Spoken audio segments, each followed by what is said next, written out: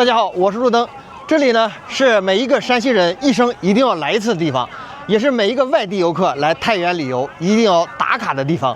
在这里呢，你可以了解3000年的历史文化，也可以体验三晋的源头，这就是太原的晋祠。在它里边呢有3大国宝以及晋祠3绝，到底是什么呢？请跟随路灯的镜头，我们一起进去看一看。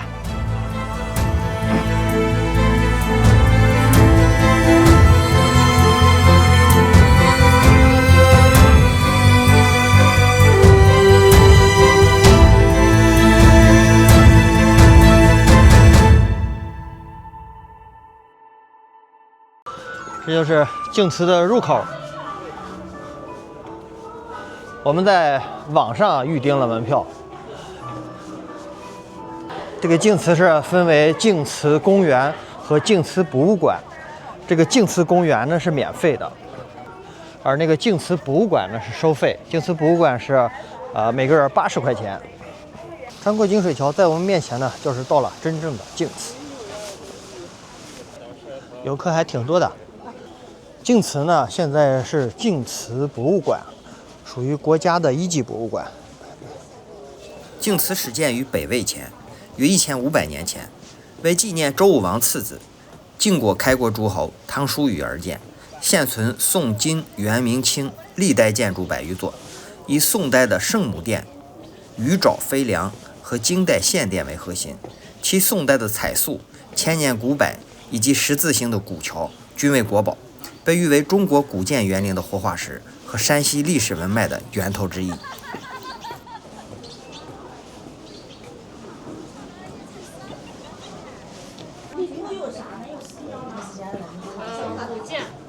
雕塑，然后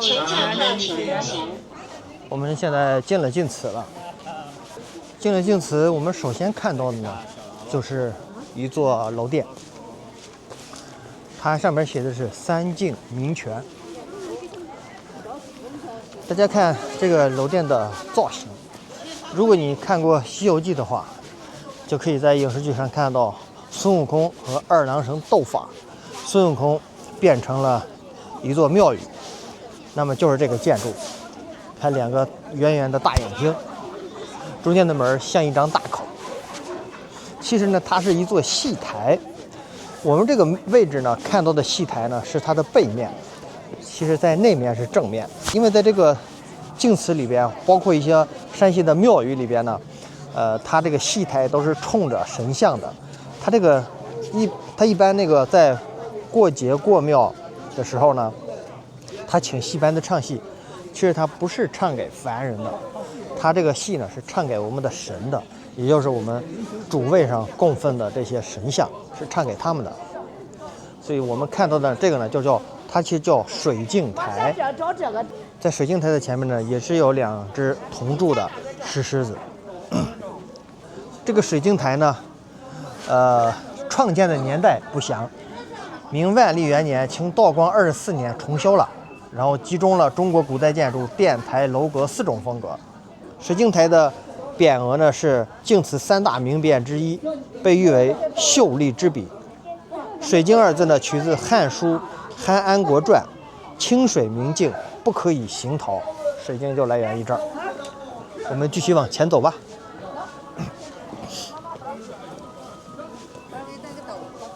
二郎神变了。对，这是背面啊，这是正面，这是个戏台。据说呢，这个戏台唱戏的时候，为了扩声，它在2侧埋了18口大瓮。唱戏的就北方的那种大瓮，就是为了扩声，就是我们的古人利用了这种声学原理。你看这个雕梁画栋非常的漂亮，它也是榫卯斗拱结构，而且伸出来的都是龙头，龙里边还含着珠子。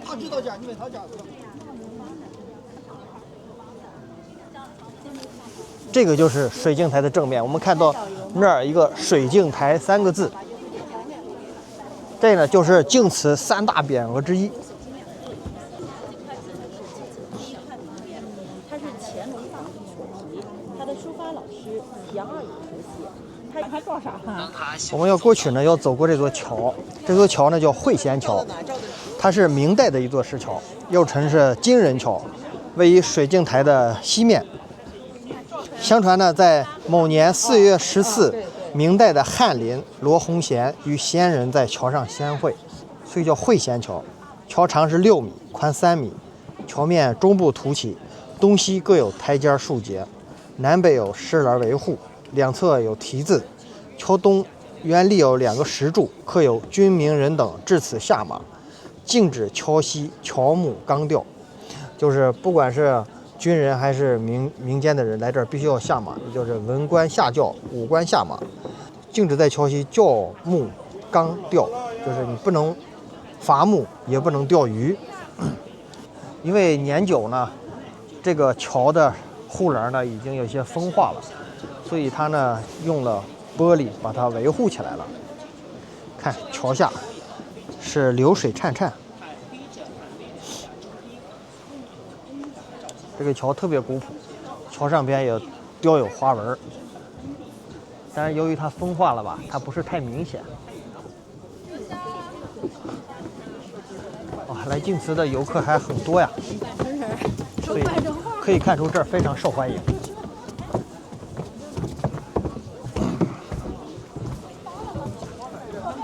我们又到了一个景点，西游打卡。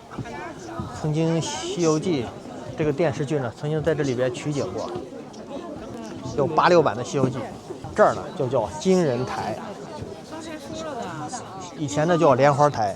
这4个角呢各铸有一尊这个铁人，就那一个水。为什么叫金人呢？因为铁属于金木水火土里边的金，所以叫金人。这个地方呢也就叫金人台。东北角的铁人是民国2年的时候补铸的，其余3尊呢是北宋铸造的，那尊已经丢失了。西南峪的铁人保存的最好，这代表了中国北宋时期冶铁和铸造技术的高超水平。台中间有专门供上香的一个琉璃香亭。这4个铁人呢是兄弟4个。他有一个故事，就是4个铁人呢，他一直在这儿站岗放哨。这个晚上呢，这4个铁人就合计着说，咱们每天在这儿给他站岗放哨，咱们应该去保佑保佑老百姓。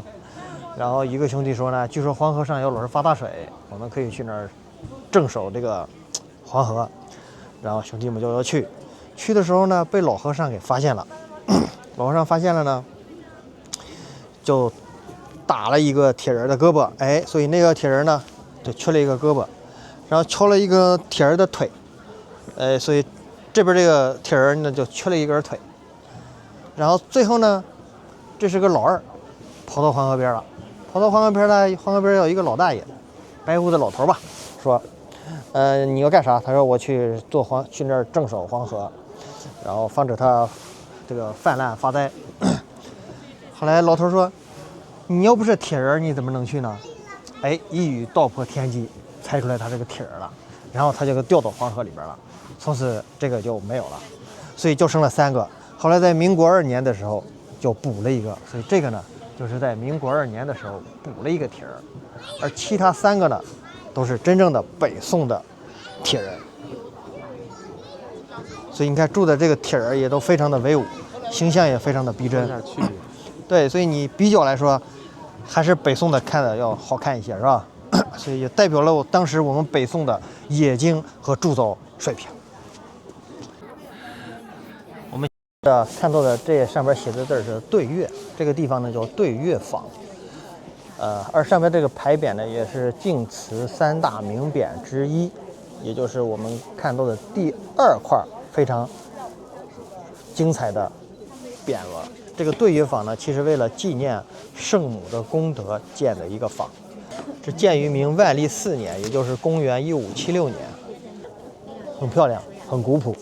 走，我们去下一个景点。对月坊后边呢就是献殿，献殿这个地方是献祭的地方。献殿呢是一个庭殿合一的一个建筑，它在全国呢也是属于独一无二的。它这个斗拱呢都非常的粗壮。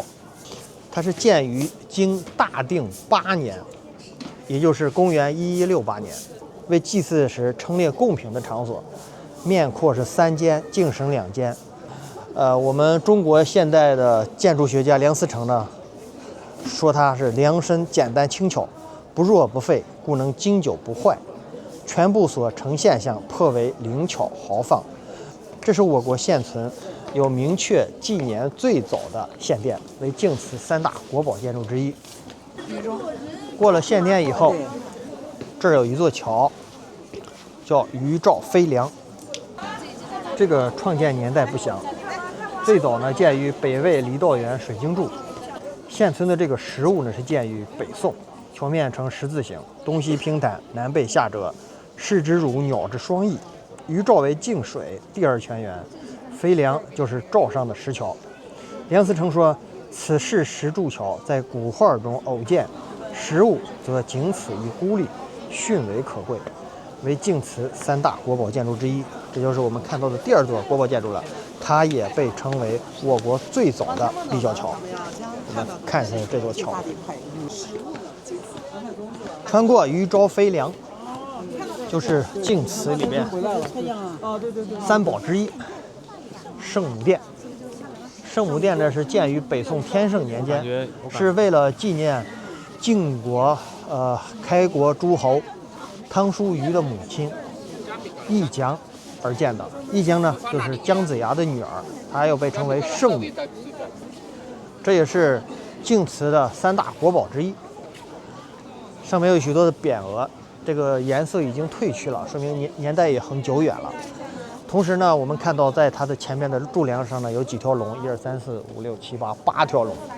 这条龙呢看着非常的精瘦，当然呢这些龙呢已经有900多年的历史了，雕的也是惟妙惟肖，好像就要腾空而起一样。但是看着非常瘦，是为啥呢？900年这没吃没喝的瘦下来了。我们看看啊，叫3敬遗风。哇，这边有一个更大的匾额，显灵召集圣母。这2侧呢是哼哈2将。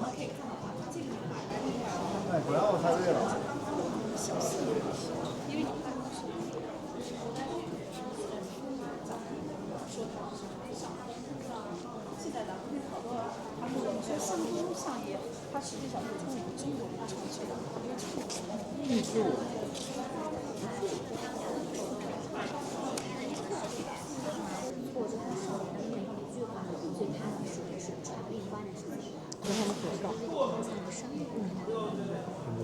并且就是应该这个上就是他们就知道啊。那么当然呢，我们负责圣母娘娘伺候啊，啥日子。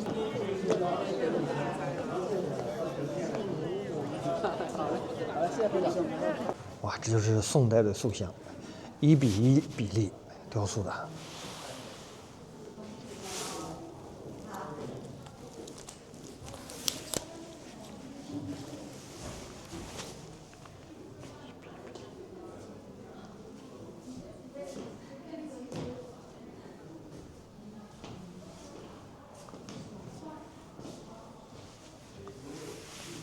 这个亭是建于北齐天宝年间，明嘉靖年间重建。南老泉叫真山书，这就是晋祠3块名匾之一的南老匾额。这儿还写着一个晋阳第1泉。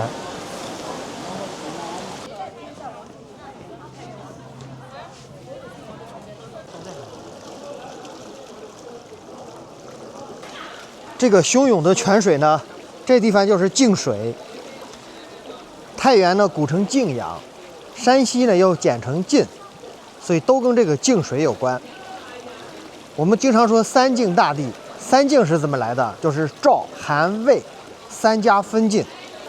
唐玄宗的时候呢，又将泾水列入了山川祭祀典。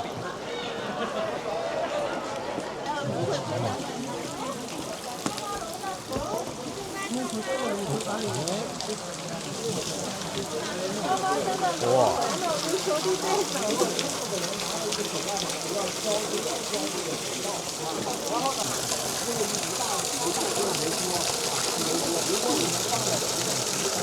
摸摸龙头。我来一个。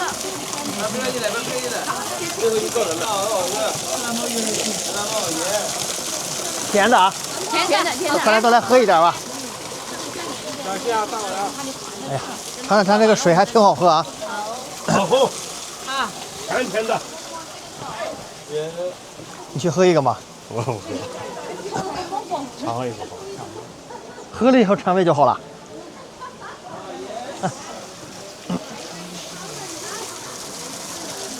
都在那儿喝龙头水呢，沾沾福气。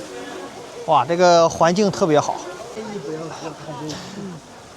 刚才这个保安大姐说呀，那边那个水不能喝，那个水不卫生。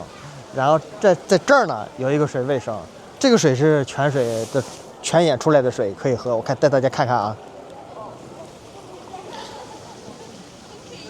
对，看。这个水是能喝的，然后，对，对，不知道的人都去抱着龙头喝了。那我这天在这我不知道，啊，这叫什么泉？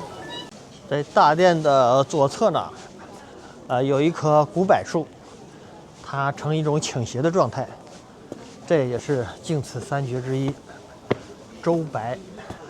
这是在西周的时候，也就是公元前1046年至公元前771年初年所指，距今逾3000年了。树身向南倾斜，龙盘球曲，形似卧龙，又名卧龙柏。据说呢，在它北侧原来有同年所植的凤柏一株，两柏并列参天。古柏7年为净慈内的8景之一。北宋的时候，欧阳修写了一首诗，说地灵草木得雨润，郁郁古柏含藏焉。周柏与宋肃仕女像、南老泉并称为净慈三绝。至此呢，我们净慈三绝已经给大家介绍完了。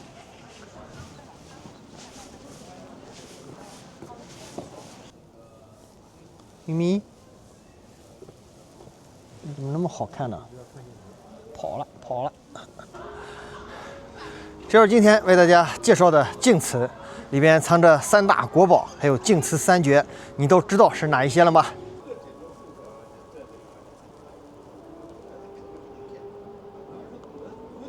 在我身后呢，发现了一条奇特的公路，它像弹簧一样矗立在大山之巅。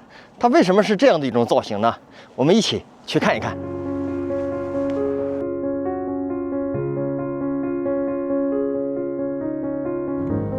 通过航拍镜头呢，我们可以看到这条公路就像一个弹簧一样，然后螺旋着就建起来了。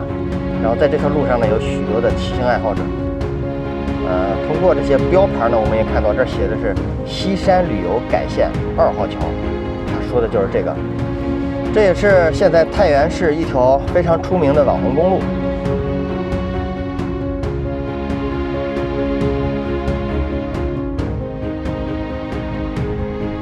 我们顺着天龙山公路呢，现在来到了天龙山景区。我们现在呢，去天龙山石窟去看一下。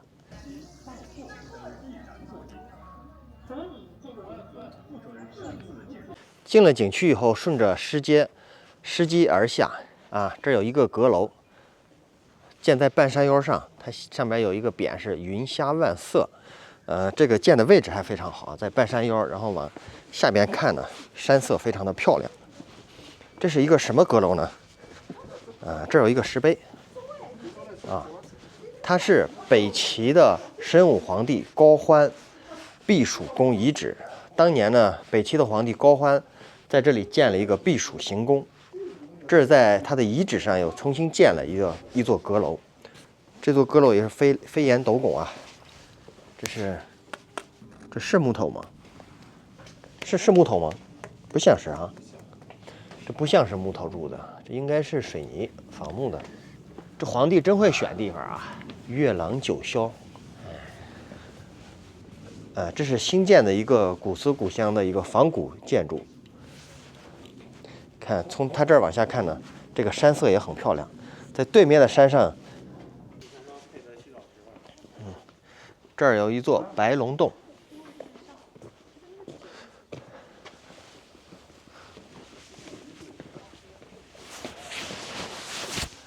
白龙洞在避暑阁的下边。白龙洞呢又叫白龙庙，创建于北齐，是古人祈求风调雨顺的一个场所。现在是正殿3间，巨石雕成的明代窑洞式建筑，这还是明代雕刻的。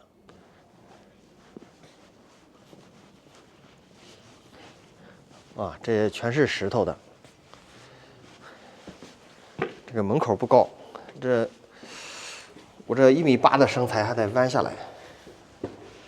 啊，这是一尊观音像，它里边就是一个这是石头砌的一个窑洞式的一个建筑。这儿有一个平台，平台还挺大。哎呀，这环境真好啊！刚才师傅说底下有水，但是就是这个水出不来，为啥出不来呢？他也不知道怎么回事，当然我也不知道怎么回事。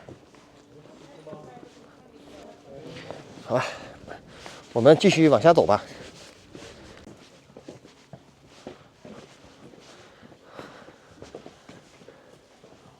我们到了天龙山景区的一个非常标志性的一个建筑，叫漫山阁。这3个字呢是太原米芾他的字。上去看看。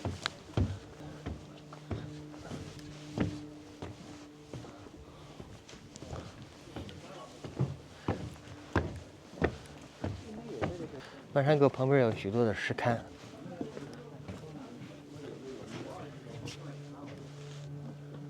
这就是在天然的山洞上面开凿的，门口是佛像、石柱，还有彩绘。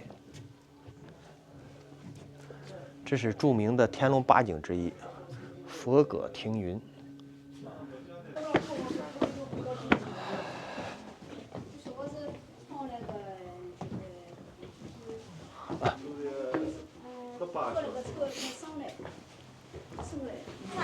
哇，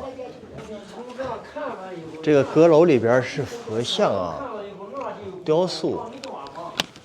最上边是弥勒佛，下边是普贤菩萨、观音菩萨，还有文殊菩萨。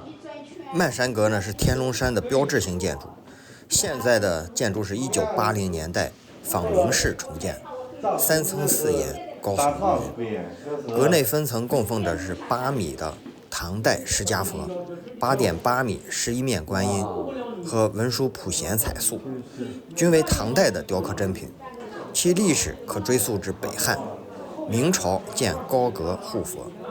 地上密密麻麻的钱，都想求发财的。你说投入这么少，能发大财吗？这不得100的往进扔吗？没有，全是小的，20的、1块的、5块的。啊，真没想到，在太原的天龙山居然有这么多的石窟，非常的令人震惊啊！太不可思议了。这儿不仅风光好，这个古迹还很多。然后这些石窟呢，是从北齐到唐，都有。这边呢是13座石窟。虽然这个体型不是太大，但是呢，也是给人一种耳目一新的感觉啊。看，还有壁画，上边是画的是一只凤凰吗？这些石像都很美，但是也有遗憾，许多的石像被盗了。这是唐中宗到唐玄宗那个年间雕刻的，被盗呢也正常，这么多年了，历朝历代也总有那些盗窃贩子，但是我们也能看到一些完整的，很难得，很难得。而且这个山上的风景非常好，非常幽静，空气清新，鸟语花香。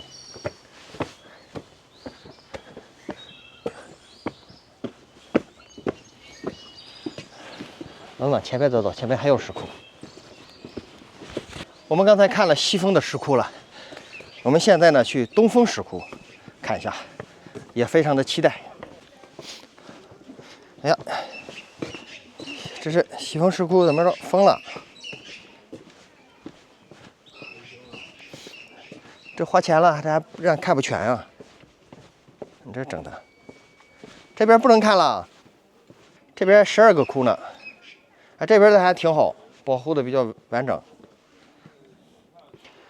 东魏、北齐、隋开皇、唐武周时期，这边挺多的，但是这边看不了了，这边封了，很遗憾啊。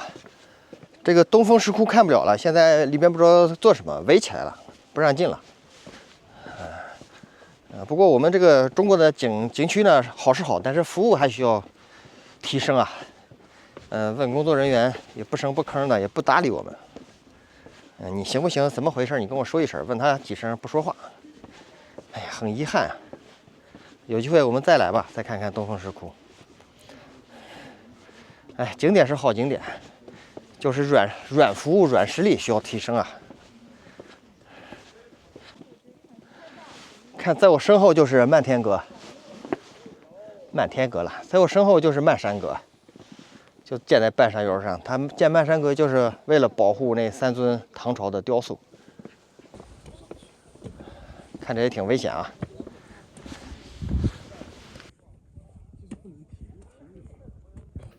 这就是今天给大家介绍的净慈天龙山。